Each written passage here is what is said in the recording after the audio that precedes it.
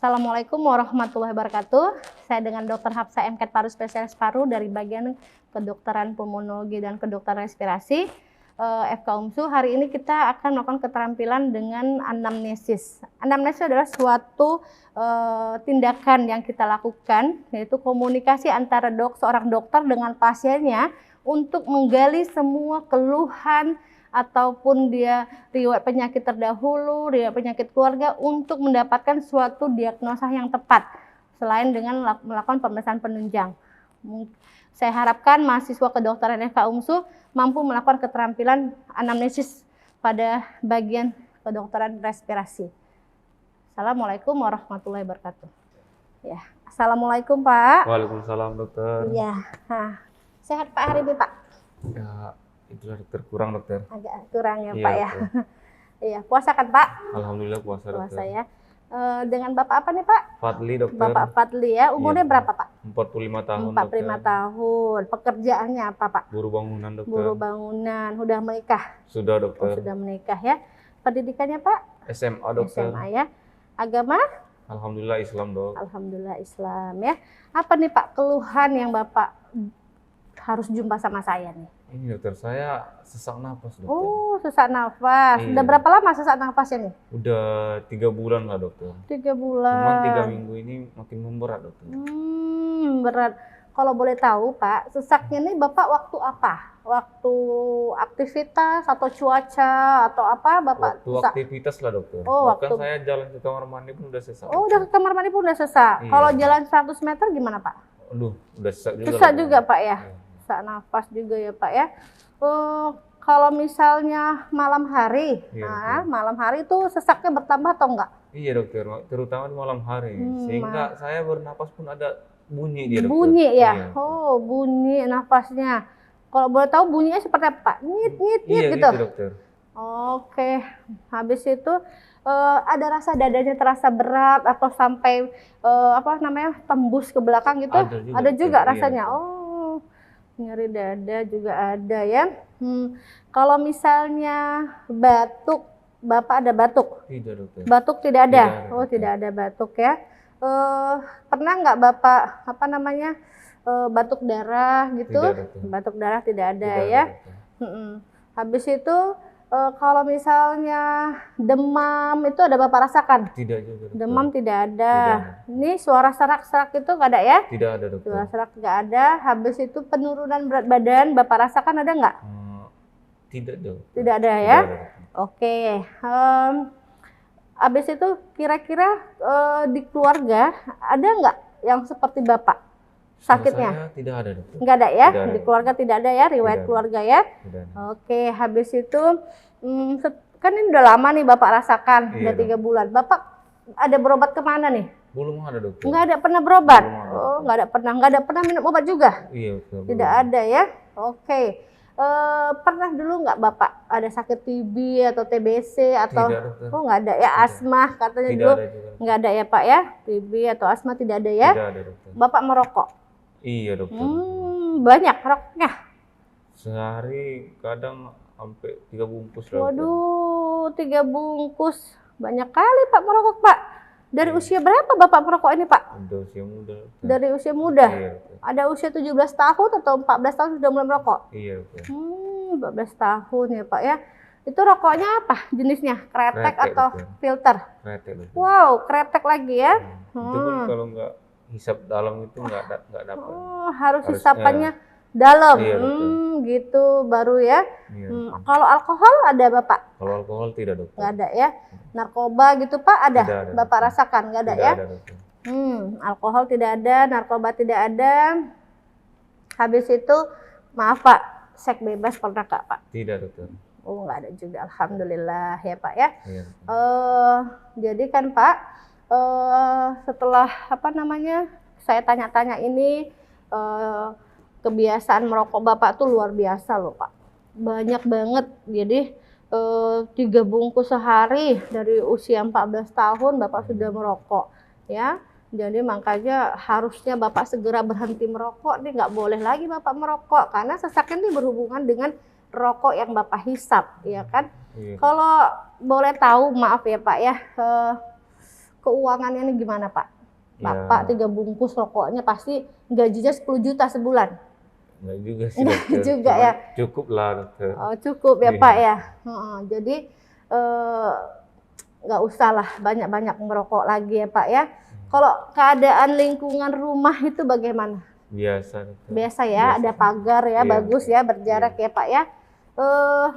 Kalau gizi, saya mau tanya gizinya bagaimana? Jadi juga biasa saja. Iya, dokter. sehari makan 3 kali cukup Iya, ya Pak iya, ya, betul. protein ya, sayurnya ya. Iya dokter. Oke, nah, jadi nanti ini penyakit Bapak ini berhubungan dengan rokok ya. Nanti Bapak harus berniat dari sekarang untuk berhenti merokok ya. Iya. Mungkin itu saja yang kita lakukan pada tindakan anamnesis dari bagian respirasi kedokteran respirasi ya kan. Dari anamnesis ini kita dapatkan bahwasannya yang penting adalah kita tanyakan bagaimana keluhan utamanya, lalu disertai dengan keluhan tambahan, riwayat keluarga, riwayat penyakit terdahulu, riwayat pemakaian obat, dan kebiasaan serta riwayat gizinya. Mungkin itu saja. Saya harapkan mahasiswa kedokteran FK UMSU mampu melakukan anamnesis yang tepat pada penyakit-penyakit sistem respirasi. Saya sudahi. Assalamualaikum warahmatullahi wabarakatuh. Pak. Waalaikumsalam dokter. Iya. Oke Pak, saya dengan Dr. Hapsah MKet Paru Spesialis Paru di Poli Edukasi Berhenti Merokok ini saya mau melakukan anamnesis sedikit lagi ya Pak ya sama Bapak ya. Iya dokter. Sudah berapa tahun nih Bapak nih merokok nih? Dari umur 14 tahun iya, ya Pak ya. Jenis rokoknya kretek ya Pak ya. Iya. Oke. Tadi satu harinya 3 bungkus. Iya. Oke, 3 bungkus ya kan. Kalau misalnya kita lihat dari jumlah rokok yang Bapak yang Bapak rutin rokok, satu bungkusnya berapa tuh isinya? 16 lah dokter. 16 ya, 16 batang. Jadi kalau itu dia umur Bapak sekarang 45 tahun dikurangi dengan usia mulai merokoknya 14 tahun, itu sekitar 31 tahun Bapak sudah merokok. Lalu rokoknya itu sebanyak 48 batang per hari, jadi jumlahnya 1.400-an Pak. Jadi dari segi indeks beriman itu adalah Bapak lebih dari 600 itu resikonya besar loh karena untuk penyakit Bapak. Nah, jadi makanya saya harapkan Bapak berhenti merokok, ya kan Pak, harus berhenti merokok. Jadi memang berhenti merokok ini sebenarnya sudah harus kita lakukan dari diri kita sendiri, ya kan, tidak boleh lagi coba-coba ataupun yaudahlah hari ini kita berhenti, besok merokok lagi, ataupun Bapak merokoknya pas jam makan saja, karena kan kebiasaan Bapak kalau merokok itu gimana? Habis makan, mau ngopi, ya kan Pak. Jadi nggak boleh. Jadi memang harus bertahap, memang harus kita bertahap, ya kan. Caranya bagaimana? Mungkin nanti Bapak kurangi rokok. Bapak bangun tidur biasanya Bapak merokok, jangan lagi merokok. Habis itu Bapak ganti dengan yang lainnya. Atau pas bekerja mungkin Bapak butuh konsentrasi atau apa, Bapak merokok sambil bekerja, tolong jangan merokok lagi, dikurangi setiap harinya. Misalnya hanya habis makan saja hari ini, lalu besok habis makan pun nggak usah, ya kan.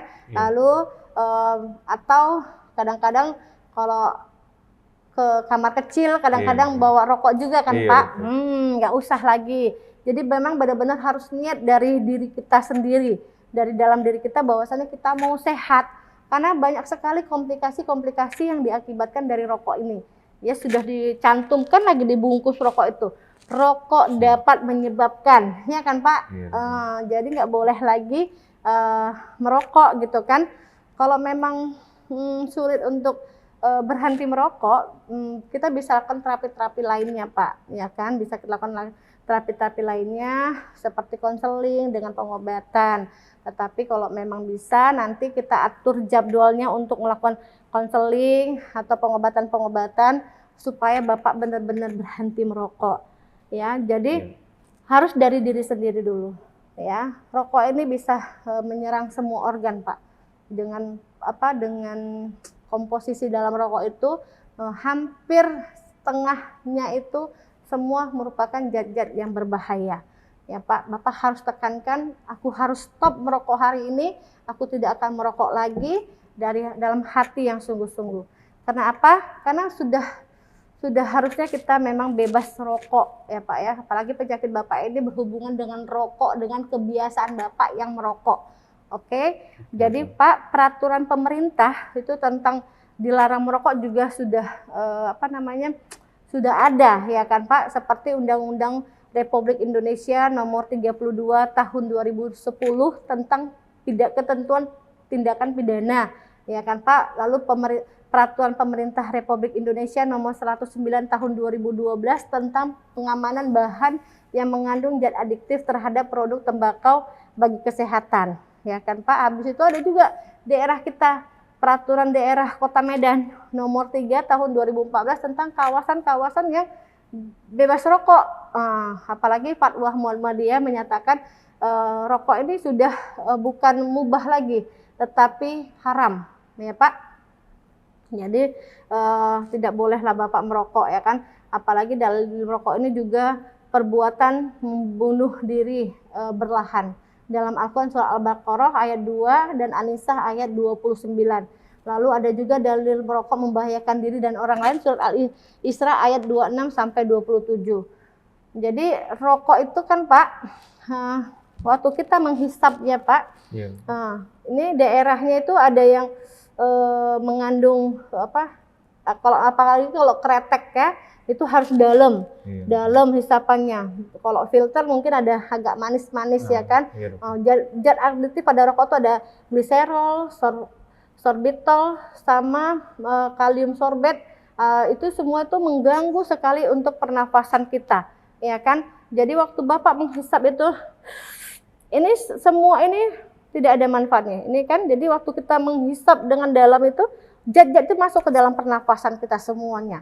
Nah, nggak boleh, dan itu bisa menyebabkan penyakit-penyakit paru khususnya, bisa kanker, bisa penyakit jantung, baru penyakit stroke, endokrin, ya kan Pak. Habis itu masalah-masalah pencernaan juga, sistem reproduksi, kehamilan, kesehatan kulit. Jadi banyak sekali, tidak ada manfaatnya kalau kita terus-terusan merokok. Jadi saya harapkan dengan pertemuan kita ini, Bapak bisalah berhenti merokok.